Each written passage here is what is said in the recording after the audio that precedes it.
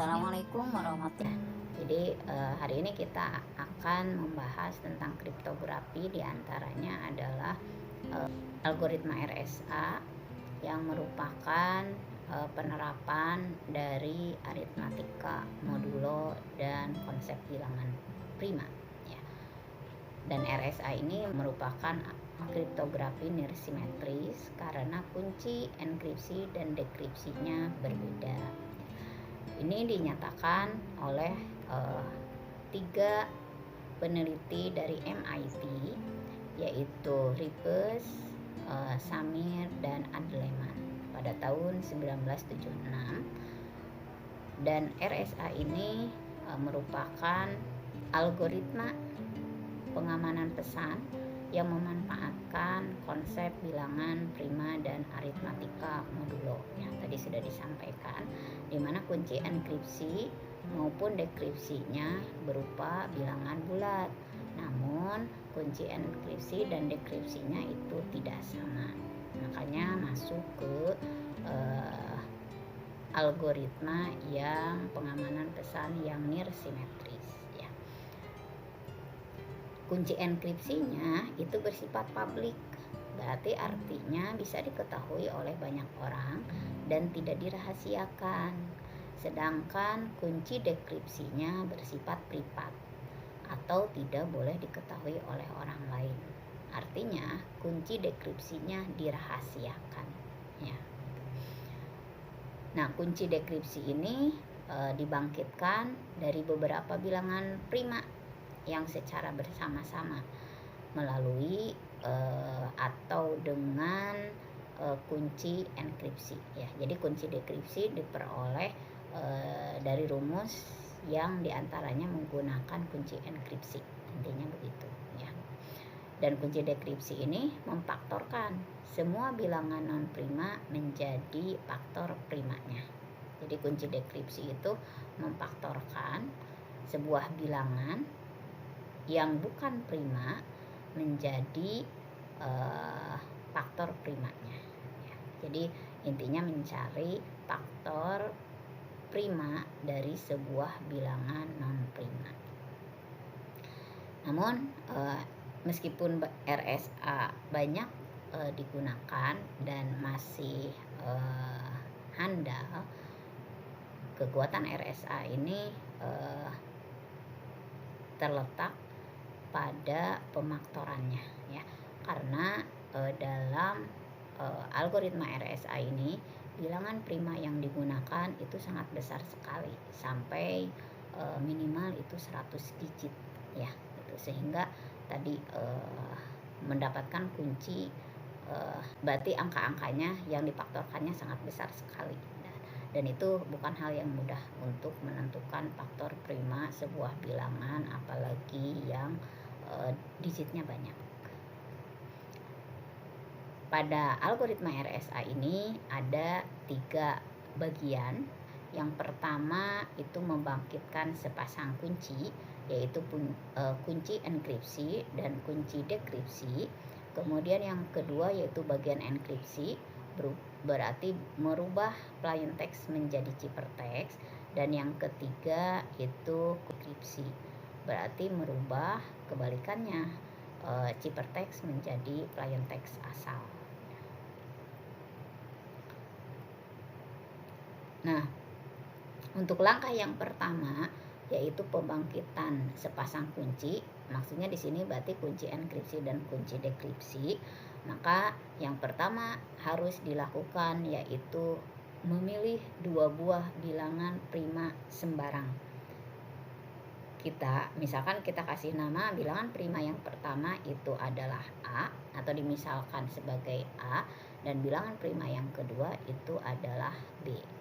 Dan kedua bilangan ini harus dijaga kerahasiaannya, tidak boleh diketahui oleh orang lain, ya. 2 bilangan ini pada kenyataannya tadi digitnya sangat besar sekali, bilangan prima tapi digitnya sangat besar sekali, ya. Sampai 100 digit tadi masing-masingnya. Setelah kita memilih 2 buah bilangan prima, ya, misalkan apakah mau 5 misalkan ya dengan 71 atau 5 dengan bilangan berapapun bebas ya, tapi pada kenyataannya itu bilangan yang dipilih itu adalah bilangan yang sampai panjangnya itu 100 digit. Bilangan prima tapi panjangnya sampai 100 digit ya gitu. Nah, setelah kita mendapatkan A dan B, yaitu dua buah bilangan prima sembarang, berikutnya kita hitung nilai N. Ya, nilai N yang kita peroleh dari hasil mengalihkan kedua bilangan prima sembarang tadi, yaitu A dan B. Jadi kita kalikan A dan B, dan itu hasilnya adalah nilai N. Dan nilai N ini boleh diketahui oleh orang lain, artinya tidak dirahasiakan. Setelah mendapatkan nilai N, berikutnya kita hitung nilai M ya.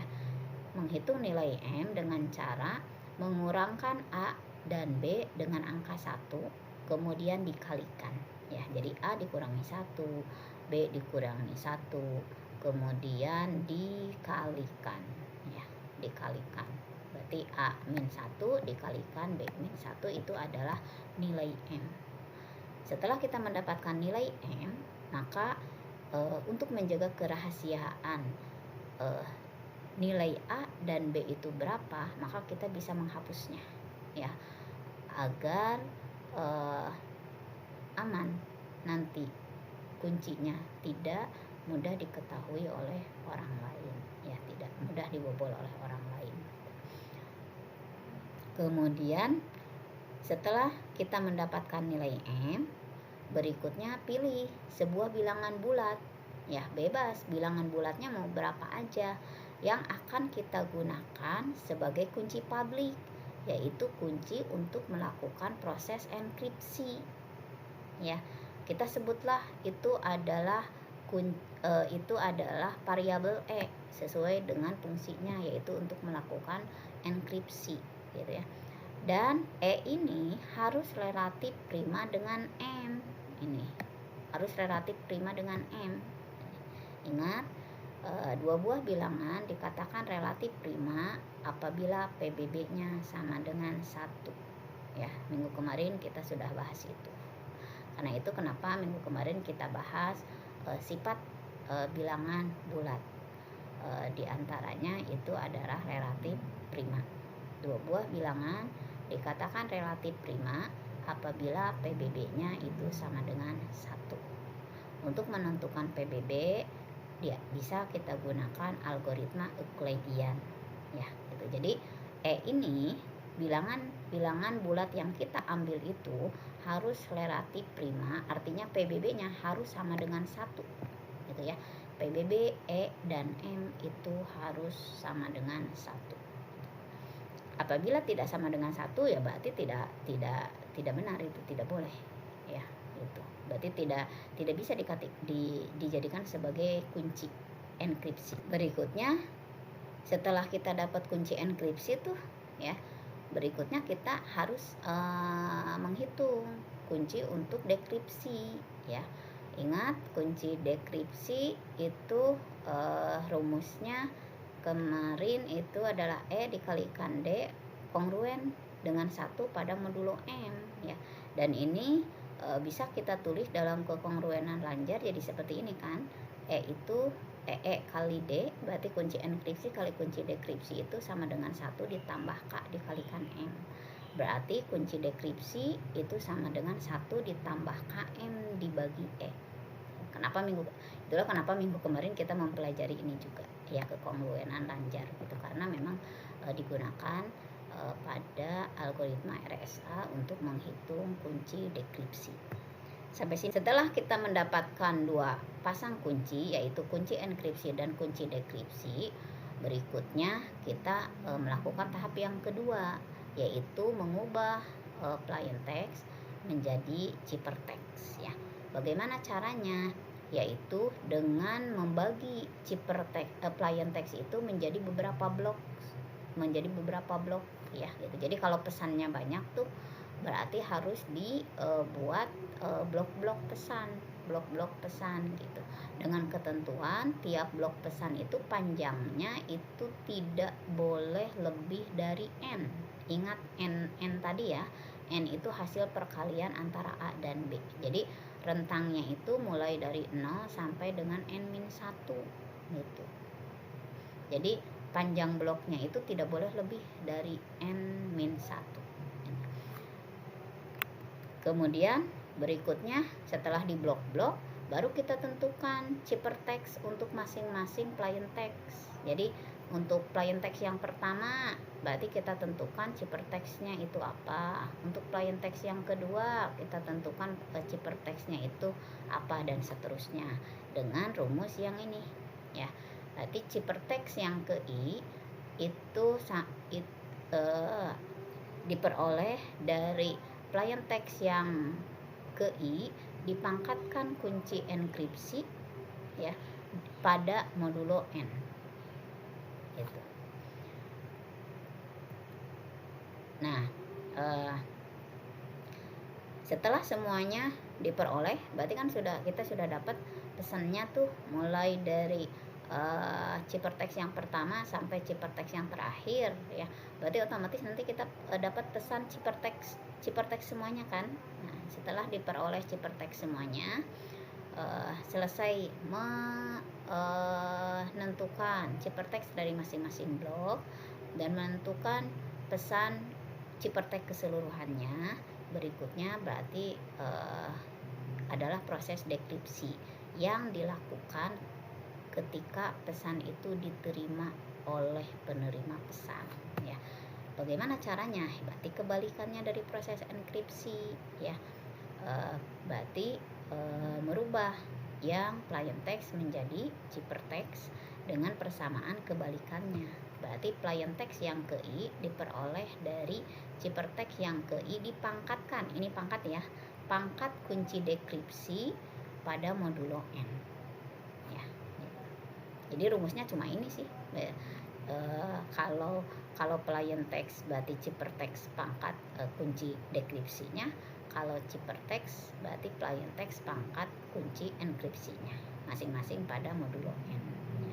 Dimana N tadi itu adalah hasil perkalian A dan B, yaitu dua buah bilangan prima yang kita ambil sembarang. Dan yang tadi yang D itu adalah kunci dekripsi ya, yang bersifat privat tidak boleh diketahui oleh orang lain. Misalkan kita buat pesannya itu hari ini, pesannya hari ini, berarti kan hanya 8 karakter ya. Berarti langkah yang pertama yang harus kita lakukan untuk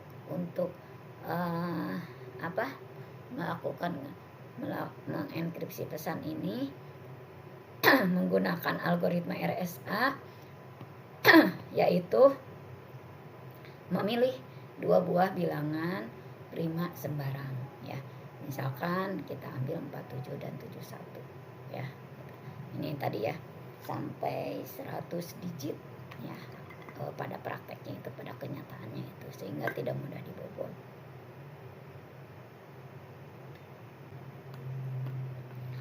Kedua, kita hitung N. Berarti A kali B, berarti 47 kali 71. Hasilnya 3337 ya. Setelah N dihitung, berikutnya kita cari M. M itu hasil perkalian A dikurangi 1 dikalikan dengan B dikurangi 1. Berarti ini 46 dikalikan 70 ya. Hasilnya adalah 3220. Setelah M diketahui, berikutnya ambil sebuah bilangan. Namun bilangan ini harus relatif prima dengan 3220. Berarti artinya PBB-nya itu harus 1. Cek aja dengan algoritma Euclidean. Ya. Cek dengan algoritma Euclidean. Nah, sampai PBB-nya 1. Kalau PBB-nya 1 berarti bilangan ini kita ambil. Tapi kalau PBB-nya tidak 1, ambil bilangan lain dan pastikan bahwa PBB-nya itu sama dengan 1 gitu. Nah, kemudian setelah E kita peroleh ya. Nah, yang E dan N ini dapat dipublikasikan ke umum ya, boleh diketahui oleh orang lain, tidak jadi masalah. Berikutnya kita hitung kunci dekripsi, yaitu D dengan rumus yang ini. ED kongruen dengan 1 pada modulo M, atau D itu sama dengan 1 ditambah K dikalikan 3220 dibagi 79 gitu. Nah, K itu adalah sebuah konstanta ya, berarti angka. Bisa kita masukkan angka 1, angka 2, dan yang lainnya, dikalikan dengan 3220 ditambah dengan 1 baru dibagi 79. Pastikan hasil perkaliannya, hasil pembagiannya, D-nya itu adalah berupa bilangan bulat. Kalau bukan berupa bilangan bulat, terus cari aja sampai D-nya itu berupa bilangan bulat ya gitu. Nah, di sini dengan memasukkan nilai K, maka diperoleh nilai D itu adalah 1019. Berarti ini adalah D-nya. Berarti kunci dekripsinya ini adalah 1019. Dan ini tidak boleh diketahui oleh orang lain. Ini yang bersifat rahasia. Ya, yang merupakan kunci privatnya. Langkah yang kedua, kita enkripsi pesan hari ini menggunakan algoritma RSA.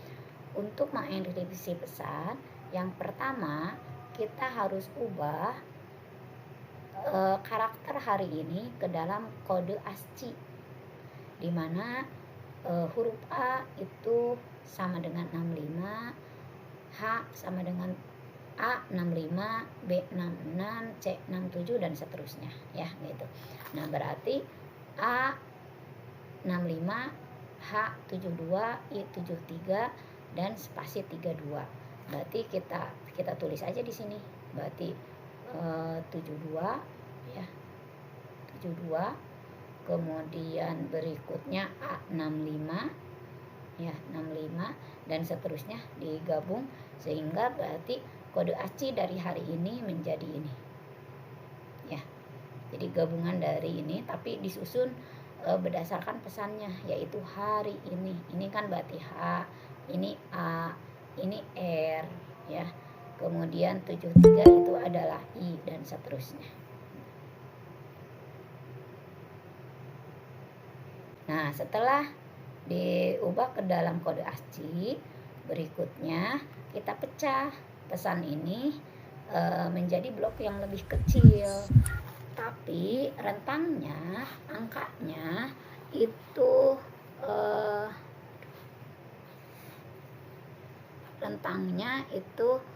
tidak boleh lebih besar dari 3336. Kenapa? Karena di aturannya tidak boleh lebih dari N-1.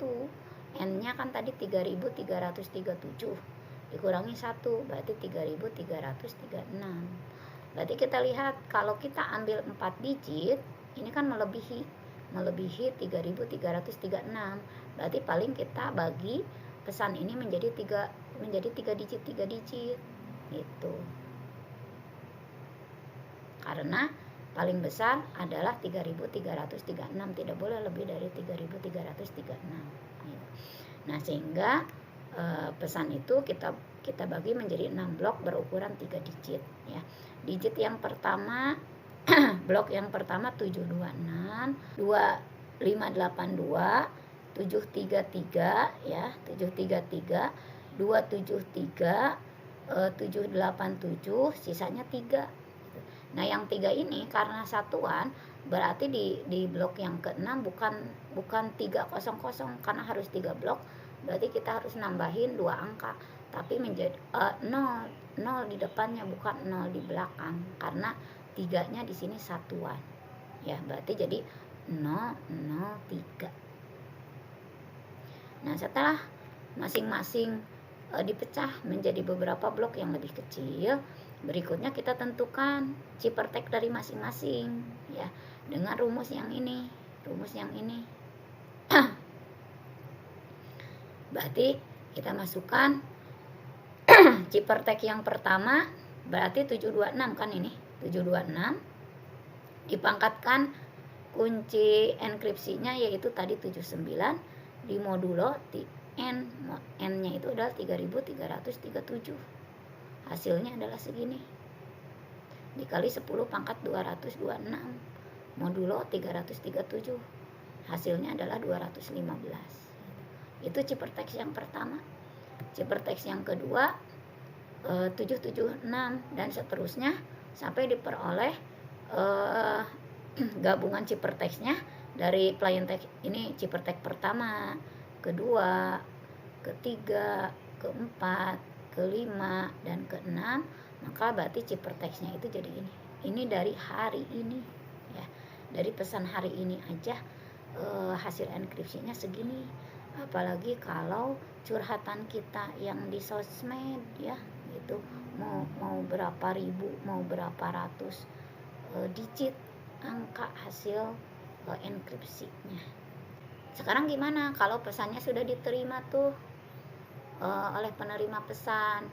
Berarti kan otomatis harus dikembalikan ciphertextnya menjadi plain text. Maka dilakukan proses dekripsi. Kita gunakan rumus plain text yang ke I sama dengan ciphertext yang ke I dipangkatkan D pada modulo N. Berarti D-nya tadi kan 1019 ya. Berarti kita masukkan tadi kan ciphertext yang pertamanya 2215, berarti dipangkatkan 1019 modulo 3337. Hasilnya kembali lagi 726 ya gitu. Ini juga sama 776 dipangkatkan 1019 modulo 3337, hasilnya 582 ya. Dan seterusnya sampai berarti yang plain text yang ciphertext tadi dikembalikan menjadi plain textnya seperti ini dalam kode ASCII dan dalam bentuk karakter kembali lagi hari ini. Itu untuk algoritma RSA. Sekarang gimana? Tadi kan dalam proses enkripsi dan dekripsi kita menggunakan perhitungan perpangkatan yang besar ya gitu. Nah, untuk menghitung perpangkatan yang besar kita bisa menggunakan rumus yang ini. A kali B modulo M itu sama dengan A-nya di modulo M kan ya. Kemudian B-nya juga sama di modulo M kan. Kemudian hasilnya dikalikan baru di modulo M kan lagi ya. Jadi hasil dari keduanya di modulo M kan. Contoh misalkan seperti ini, 572 dipangkatkan 37 modulo 713. Berapa hasilnya? Misalkan seperti itu ya. Nah, untuk mencari ini kita bisa menggunakan konsep perpangkatan bahwa A dipangkatkan M ya dikalikan A dipangkatkan N, hasilnya itu sama dengan A dipangkatkan M plus N. Masih ingat kan ini ya? Berarti 37, angka 37 itu atau 37 itu bisa merupakan gabungan dari 32 dipangkatkan 4 dipangkatkan 1. Kenapa kita ngambilnya 32? Ya, karena 32 itu kelipatan dari 2. Jadi dengan menggunakan kelipatan 2 kita bisa mencari pangkat yang lainnya gitu. Nah, berarti yang 37 ini sama dengan 572 pangkat 32 dikalikan 572 pangkat 4 dikalikan 572 pangkat 1 ya. Gitu. Berarti kan sama dengan 32 tambah 4 tambah 1 sama dengan 37 gitu.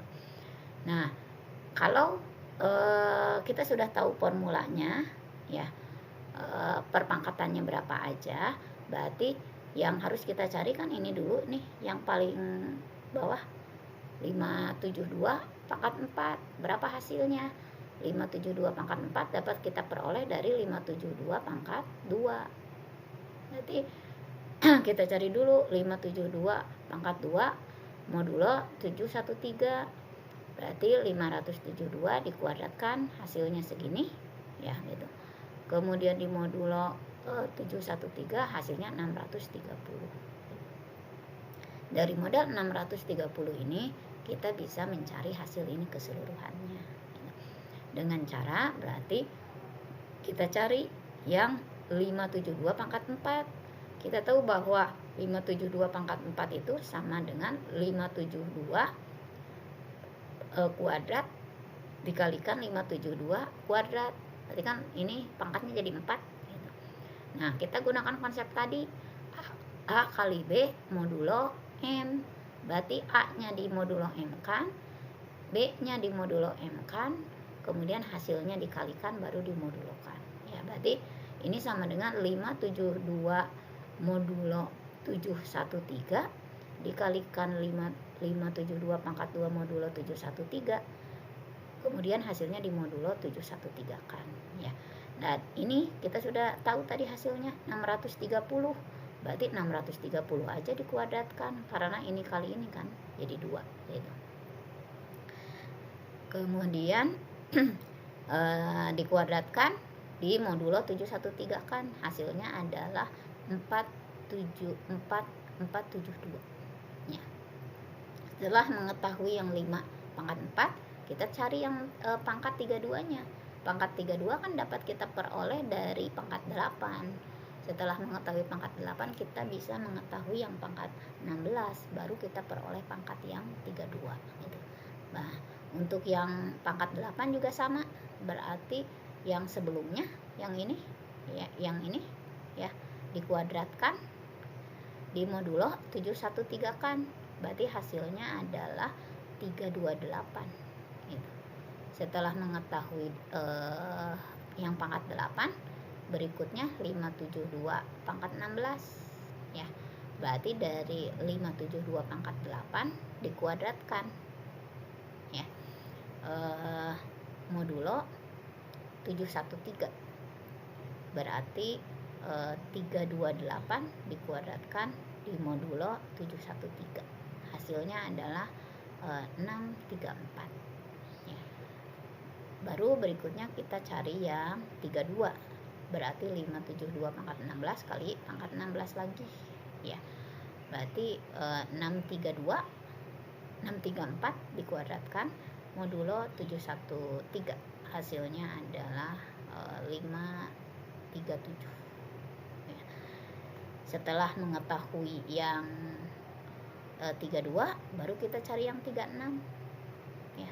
Yang 36 itu berarti dari 32 dan yang pangkat 4 dijumlahkan kan 36. Berarti yang kita gunakan yang ini 32. 537 dengan yang pangkat 4 yang ini. Berarti 472 dikalikan aja. 537 kali 572 modulo 713 hasilnya adalah 349. Pangkat 36-nya. Berarti pangkat 47 ya tinggal 36 dikali 572 aja pangkat 36 dikalikan pangkat 1. Berarti yang ini ya dengan yang ini gitu. Berarti 349 dikali 572 modulo 713 hasilnya adalah 701 ya, 701. Berarti 572 pangkat 37 modulo 713 itu hasilnya adalah 701. Seperti itu ya. Jadi penggunaan atau teknik untuk mencari hasil dari perpangkatan yang besar. RSA ini banyak digunakan ya dalam pengamanan pesan karena memang tadi tingkat kesulitan dalam memfaktorkan sebuah bilangan menjadi faktor primanya ya. Jadi meskipun diketahui kunci enkripsinya itu. Namun M-nya diketahui, N-nya juga diketahui. Tadi kan N hasil perkalian antara A dan B ya. Tapi karena angkanya itu besar sekali, maka otomatis tidak mudah untuk mendapatkan A dan B yang merupakan faktor dari N ya, gitu. Yaitu berupa dua buah bilangan prima.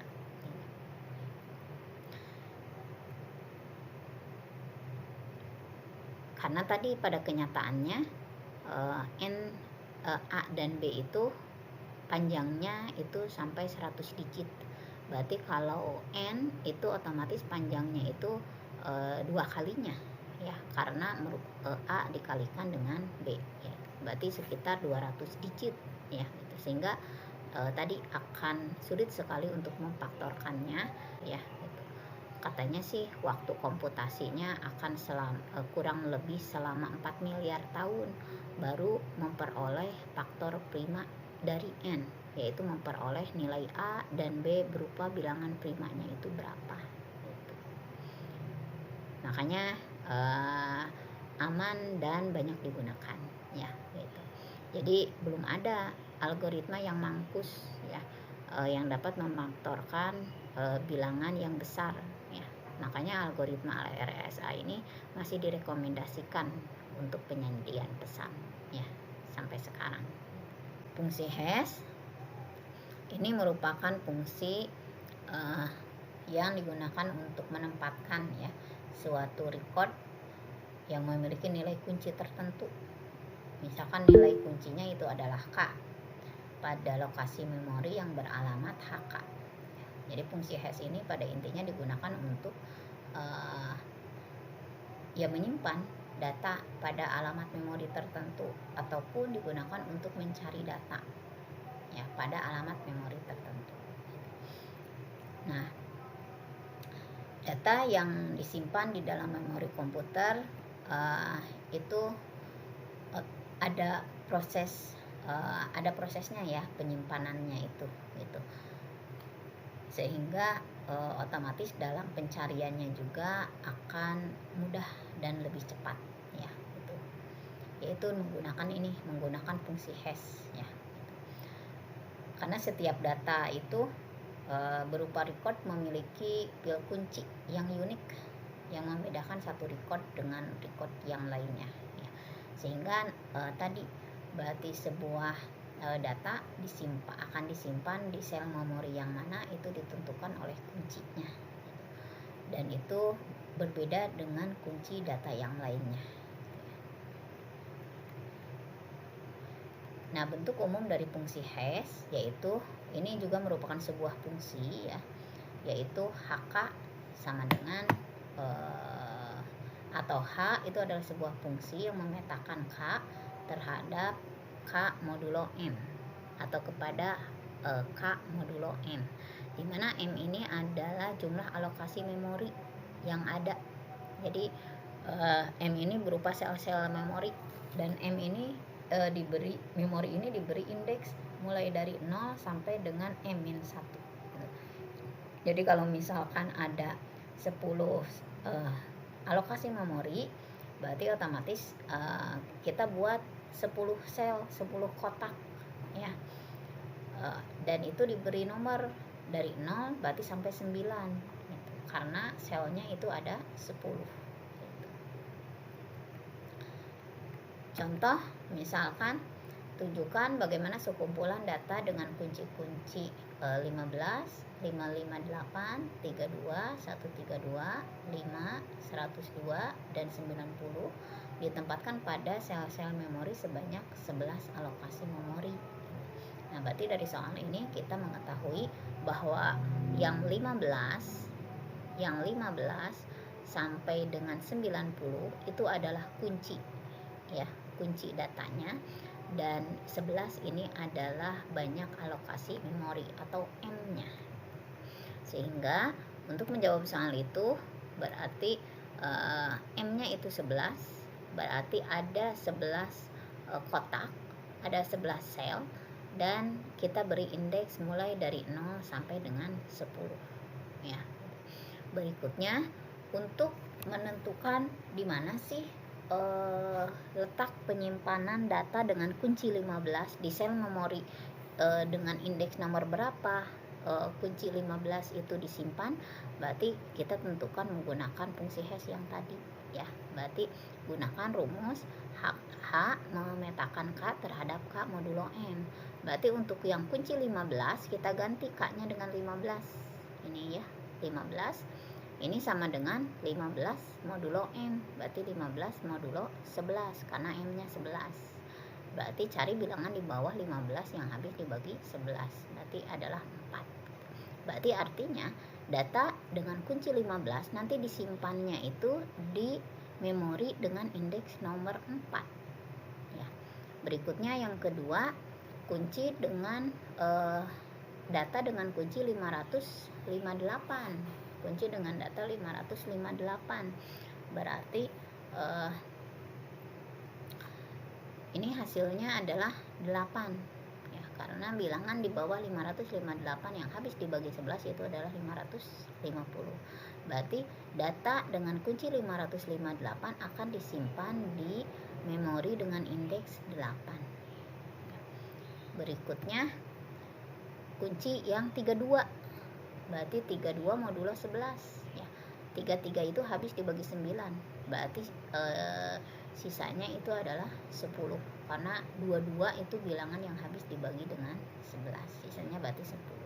Berarti data dengan kunci 32 akan disimpan di indeks yang 10.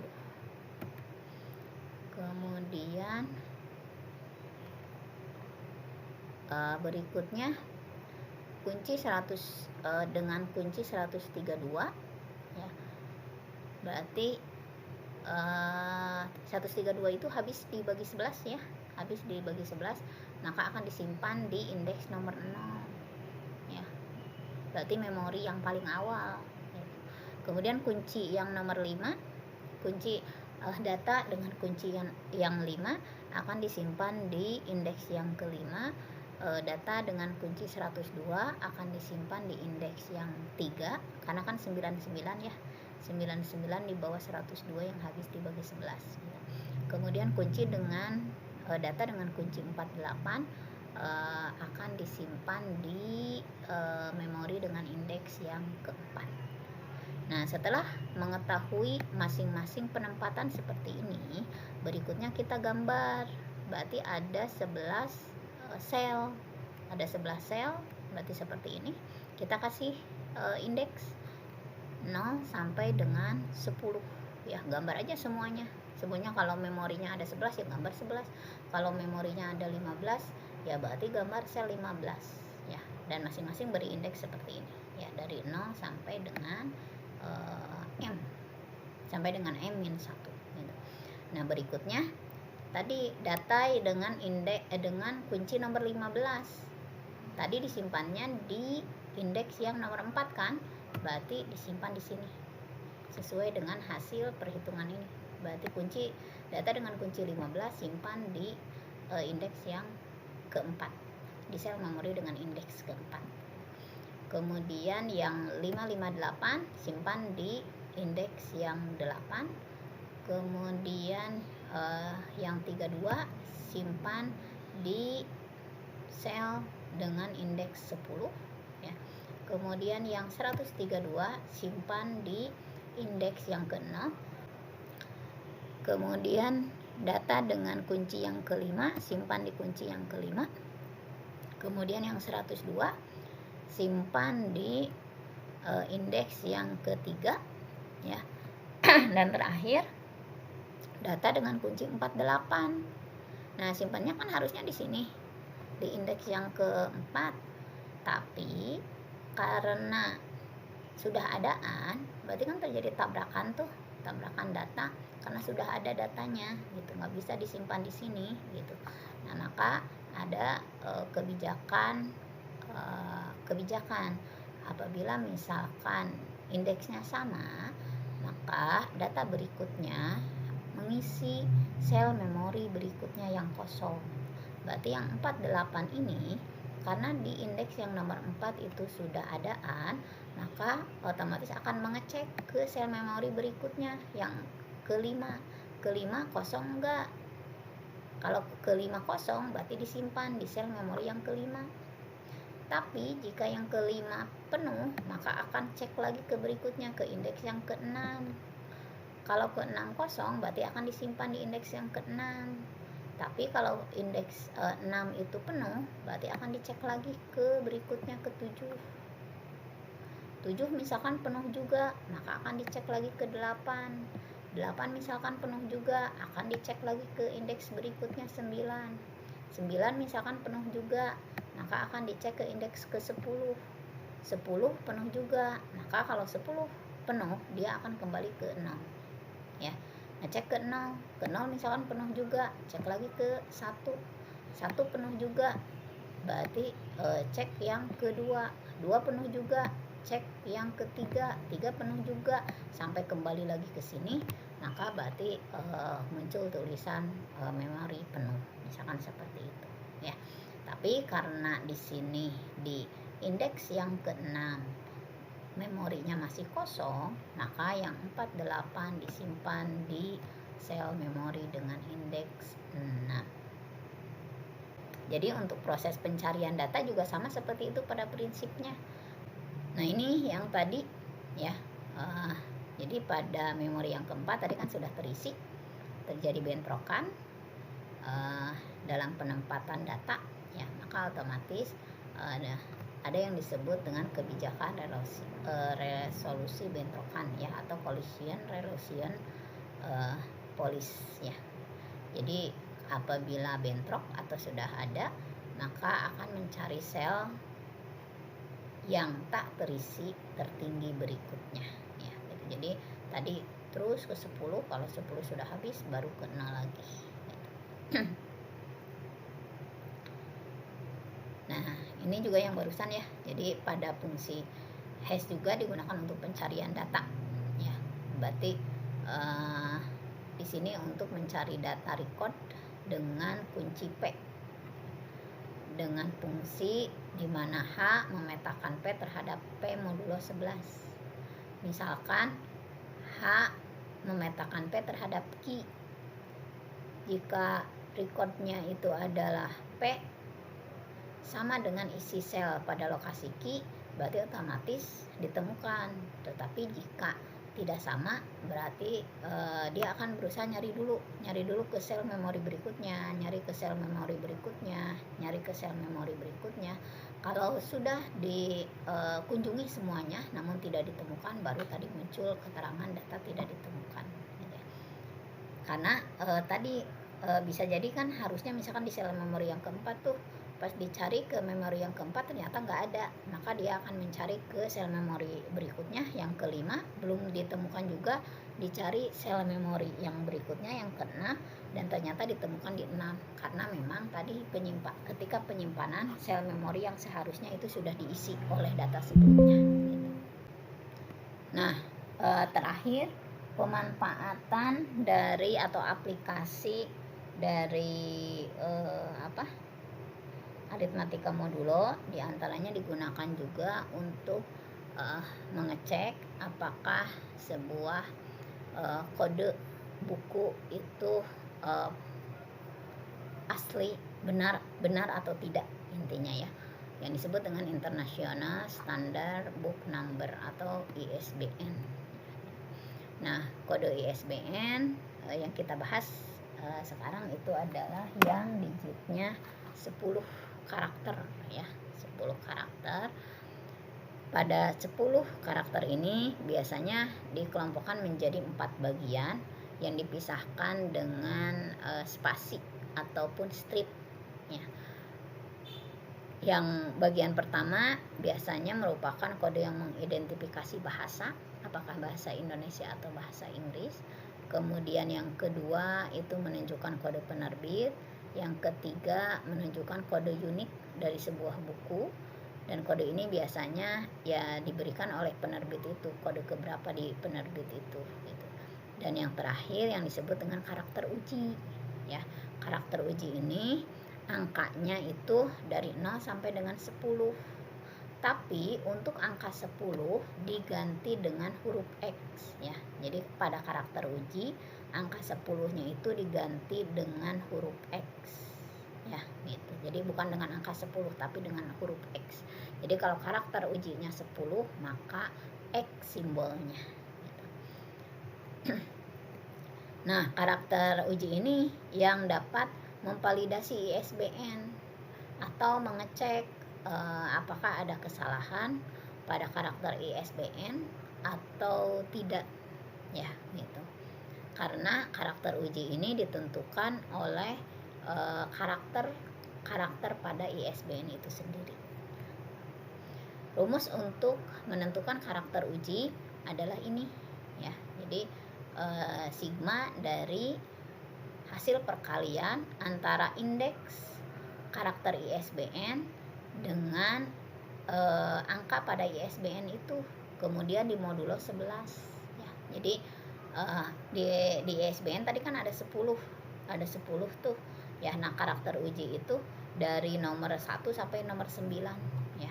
Jadi yang kita hitung itu perkaliannya dari angka nomor 1 sampai dengan nomor 9. Jadi angka yang pertama dikalikan angkanya berapa, ditambah angka yang kedua dikalikan angka yang keduanya berapa, angka ketiga dikalikan dengan angka yang ketiganya berapa, sampai dengan 9 dikalikan angka yang ke-9-nya berapa. Kemudian di modulo 11 itu karakter uji ya. Nah,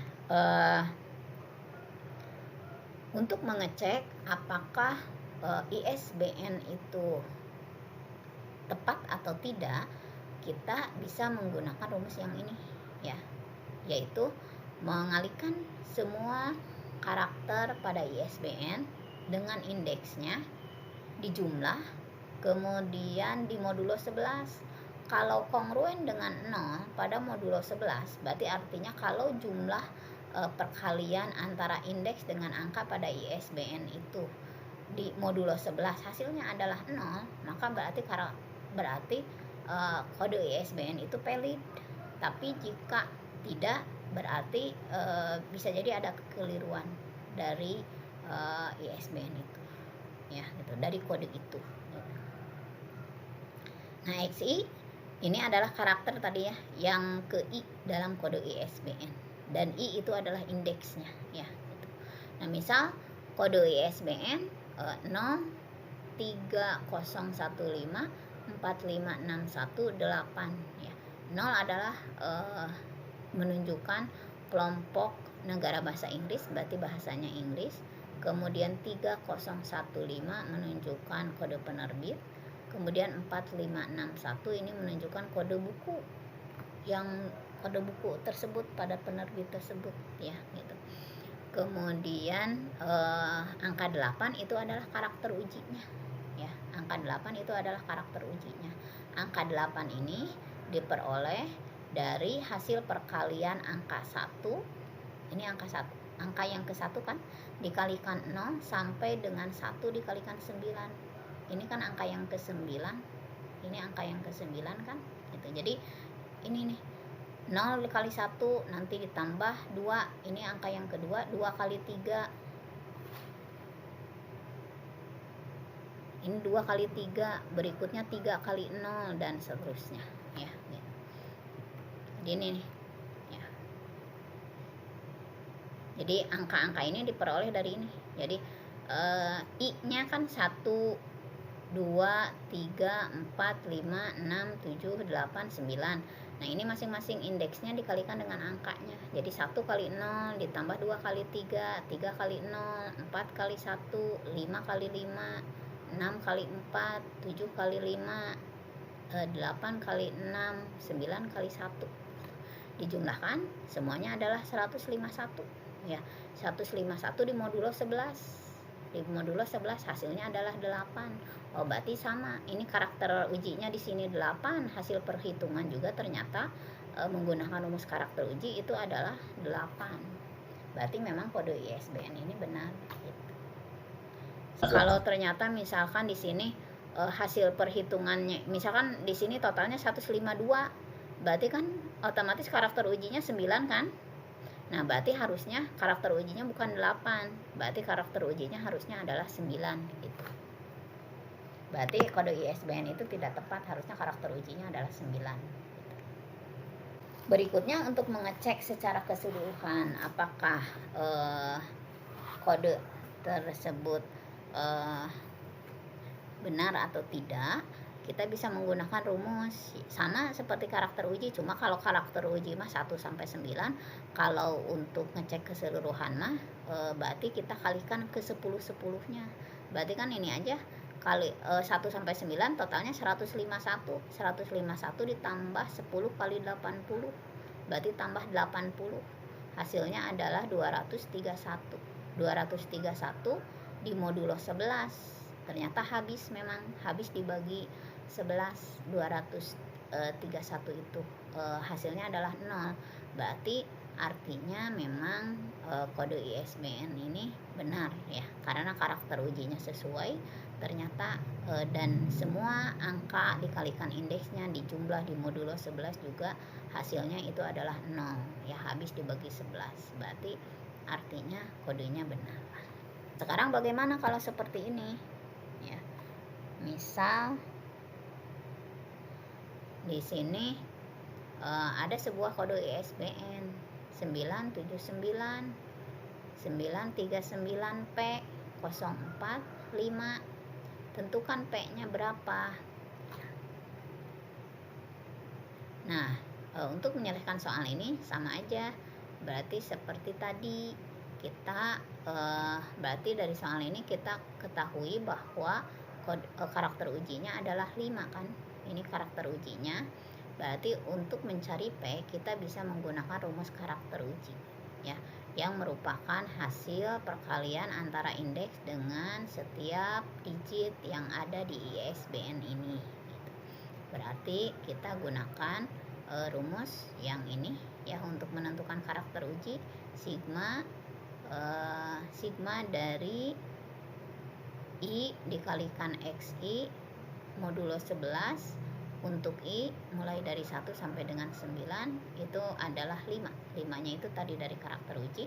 Maka berarti kalau kita uraikan yang sigma jumlah dari I dikalikan XI ini, berarti mulai dari angka yang pertama ini, indeks yang pertama sampai dengan yang 9 ya, dikalikan, dijumlahkan, itu di modulo 11 hasilnya itu adalah 5 ya.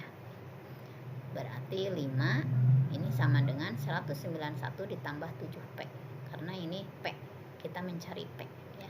Dari sini kita bisa mencari P, di mana P itu sama dengan 11K ditambah 5 dikurangi 191 dibagi 7, atau 11K dikurangi 186 dibagi 7 ya.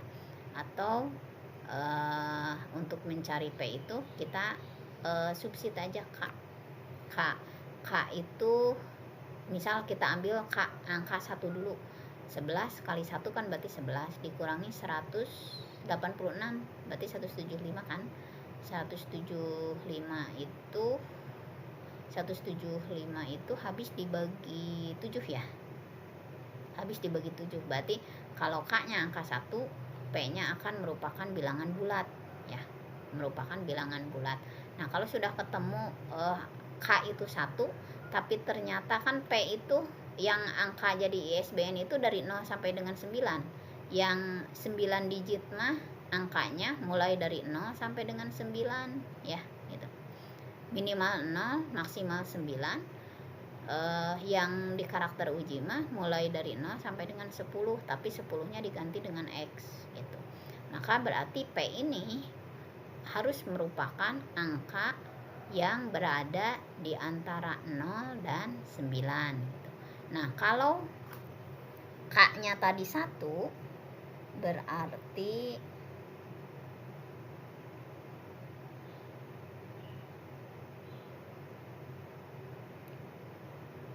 kalau K-nya 1 berarti ini hasilnya kan min ya, hasilnya min 25 karena 175 dibagi 7 kan, berarti min 25.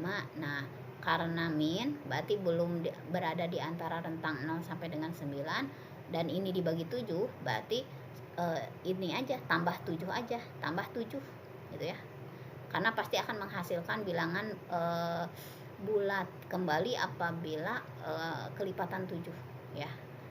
Nah berarti berikutnya angka 8, angka 8 juga masih sama ya, masih min, berikutnya tambah lagi ya, tambah lagi menjadi 15, berarti kita naiknya ke kanan jangan ke kiri ya, karena untuk mengejar agar mendapatkan nilai di antara 0 sampai dengan 9 gitu. Kemudian berikutnya kita tambah lagi 22 ya, sampai diperoleh ternyata ketika 22 diperoleh P itu sama dengan 8 gitu ya. Kalau ditambah lagi 7 jadi 29 ya, harusnya 29 ya, bukan 28 ya, 29. Nah berarti otomatis akan lebih dari 9 gitu. Kita mencari angkanya itu berada di antara rentang 0 sampai dengan 9, maka kita dapatkan kita masukkan K sama dengan 22, maka diperoleh P nya itu adalah 8. Berarti kode ISBN itu menjadi 979939804. Sekarang berarti latihan, coba silahkan di screenshot dulu, kerjakan nomor 1,